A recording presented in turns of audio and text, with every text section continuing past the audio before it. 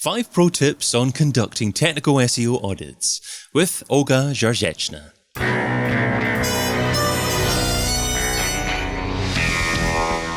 The In Search SEO podcast is brought to you by Rank Ranger, the all-in-one SEO platform that helps scale your business through data and analytics. Hey, it's David. How much are you missing out on with your technical SEO audits? How reliable is your data? And what does your website look like in the eyes of Google?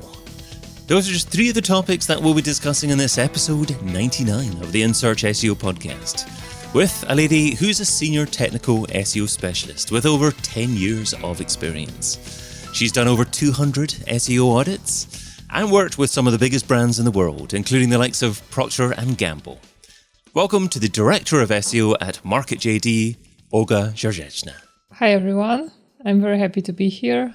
I've been a listener of this podcast for a long time. That's great. And we were just talking beforehand, Olga, and you said you've been listening to previous episodes, which is absolutely fab. But you said that you didn't want to listen to your own episode. Come on, you've got to listen to your own episode as well. This is going to be a great one as well, I'm sure. No. I think it will be, but I'm not going to listen to it. Oh, well, hopefully many others will do.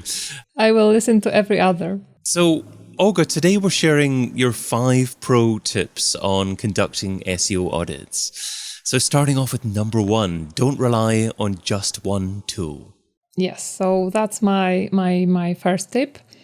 Because every tool will show you slightly different things. There are different types of crawlers, and I strongly suggest if you want to go in depth, you should use at least 2 or 3 of them. So my ideal setup is, for example, Screaming Frog, Sitebulb, and I also use Ahrefs Site Audit. So these 3 are kind of the basis for me to generate the data that I will be using to analyze the site I'm auditing. And what happens if the tools disagree with each other and they produce completely different data? Which tool then do you rely on? Then this is the moment when I have to rely on my own SEO experience, my own SEO brain, and my own judgment, because they will disagree with one another. They may show different things, highlight different things as errors. And that's our job as SEOs, to interpret that and make sense of that. How does an SEO then get started with looking at data and know which judgment to use? Because obviously when you get started in the industry, you don't have that experience.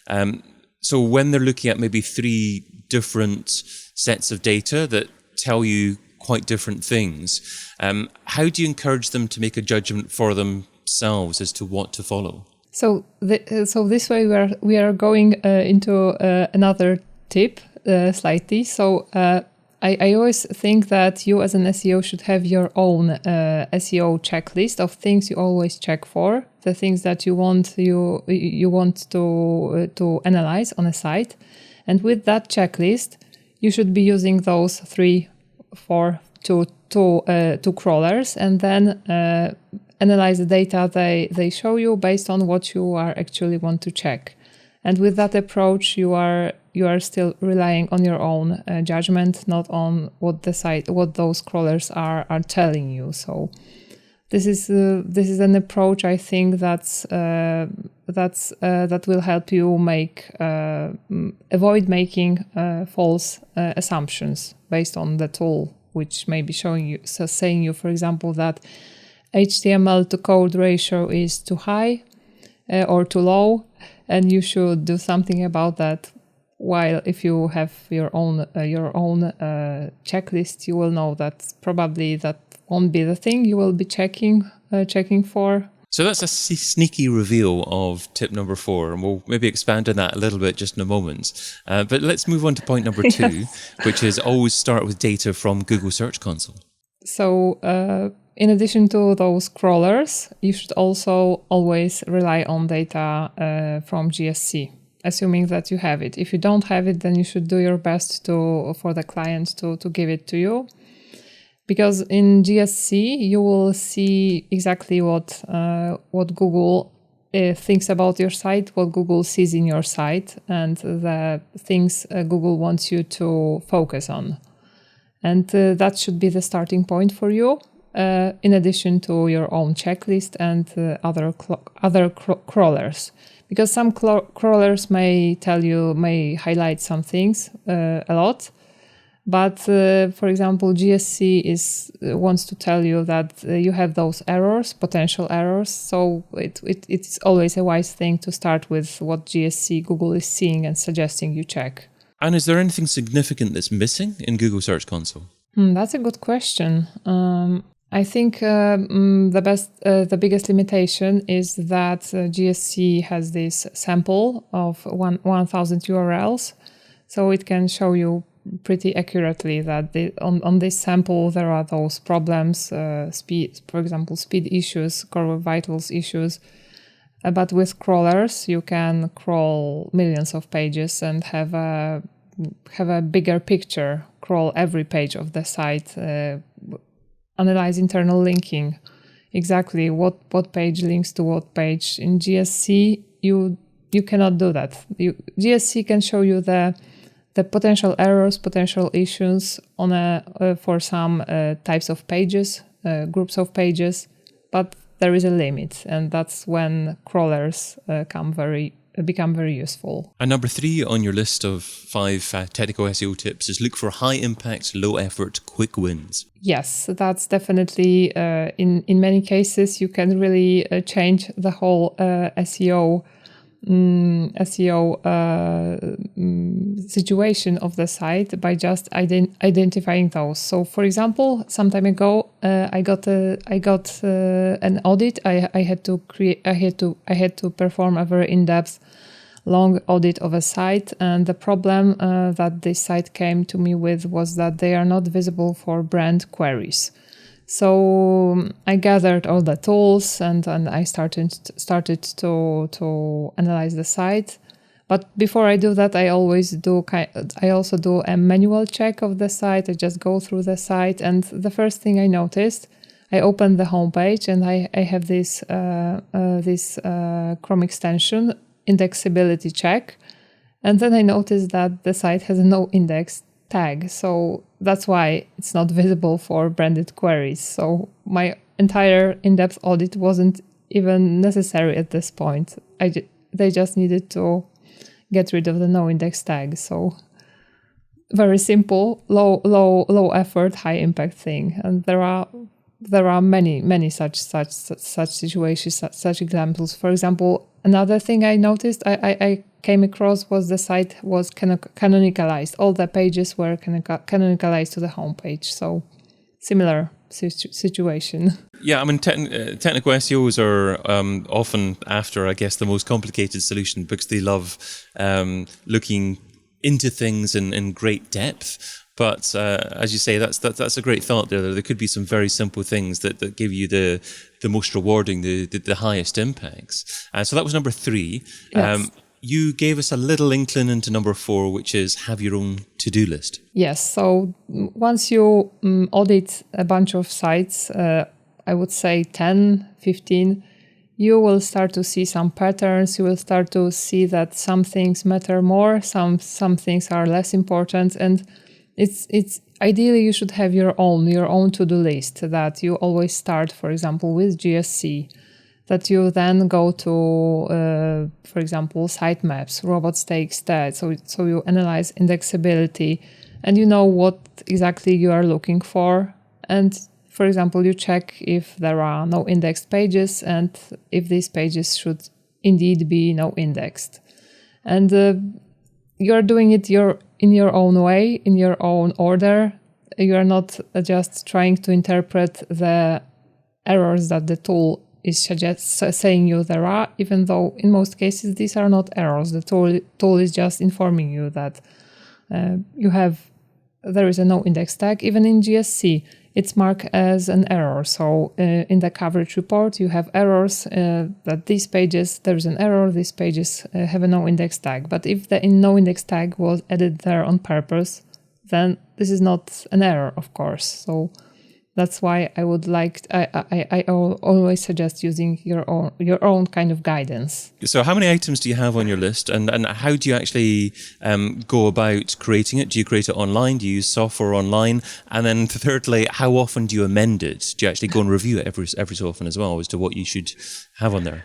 So first, currently my list has almost 200, I think, or more than 200 items I check. Even for sitemaps, I have like 5 or 7. So I go very granularly. I check like every possible situation that can be present in a specific site. Every error that is possible, I list it there and I check for them. So this is a very lengthy one. I have it published on my website, and I also have it in the form of a Google Sheet document. And my clients usually receive this Google Sheet document where there is a list, there is a drop down whether a specific error is there, there is a comment, my own comment, and there is a solution adjusted to this specific situation, specific website.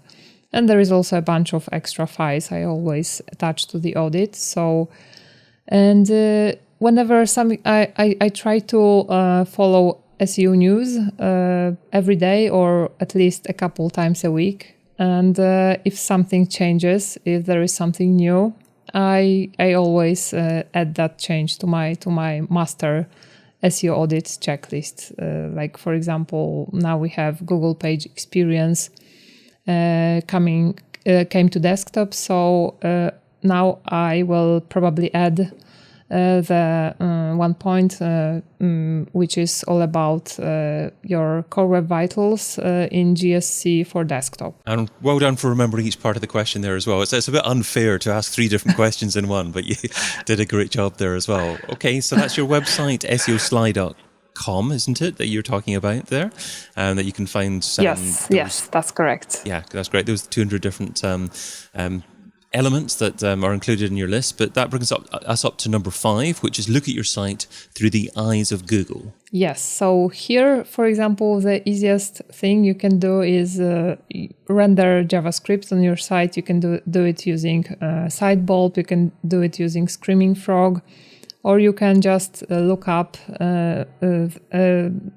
your site in GSC, simply inspect it and do a live test and simply see the screenshot, compare the code that's on the site with the rendered code and look for differences. There is also the app called Rendertron, which you just plug in your site, then it renders JavaScript and shows you how Google sees the site, and you basically check if the content is visible, the links are visible.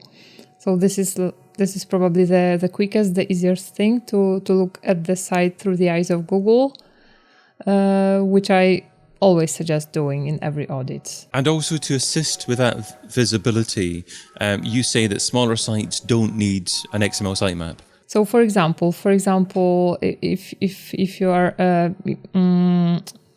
if you have a small site which has 100 pages and they are all linked internally very well, then there is no need for you to be very concerned with XML sitemaps, whether the sitemap is okay, whether maybe there is a no indexed page on this sitemap, or that won't make any difference to Google and to anyone, maybe but you. But you shouldn't be very concerned about that. Okay, well, let's finish off with the Pareto Pickles. So Pareto says that you can get 80% of your results from 20% of your efforts. So what's one SEO activity you would recommend that provides incredible results for modest levels of effort? So I think optimizing internal links. I still see a ton of sites which do not have those basic internal linking optimizations. They still have blogs, and the blogs are and the blog page has links to all the blog posts through read more, and titles are not links. So by just changing that, you can immensely help your site. So I would always start with that, checking if anchor text of internal links makes sense, carries any SEO value information, and you will probably see some nice SEO effects if that area has not been taken care of very well so far. Okay, so use more keyword-rich links. And what about the positioning of the links on the page and also the number of links on the page? Okay, so regarding the placement of the link, I would, in the case of links that we really want to transfer some authority, some message to Google about their content, their context, I would focus on placing links within the main content area of the page. Regarding the number of backlinks, I think I would try to be as natural here as possible without exaggerating. I like to create content silos, thematical silos on my site, so that, but I do not necessarily link from one article to all articles that talk about the same, are from the same cluster, but only the ones that make sense in that article. So I would like to be somewhere in the middle here without exaggerating, but also taking advantage of that opportunity. Okay. And do you have a maximum number of links in mind per page? Not necessarily. I think maybe 10, 15 internal links, but that also depends on the size of the website. If the website is very, very huge, then sometimes it's okay to put more. If the site is very small, like has 15 pages, then not necessarily I want to put 15 links on a specific page, because I will be linking to all the other pages. Great advice. A bit of common sense, a bit of context. You can't just say black and white, you only have X number of links on the page. If you need to refer to more resources and that makes sense in the context, go for it. Exactly. Superb. Well, I've been your host, David Bain. You can find Olga over at SEOsly.com. Olga, thanks so much for being on the In Search SEO podcast. Thank you very much for having me. It was a lot of fun. And thank you for listening. Check out all the previous episodes and sign up for a free trial of the Rank Ranger platform over at rankranger.com.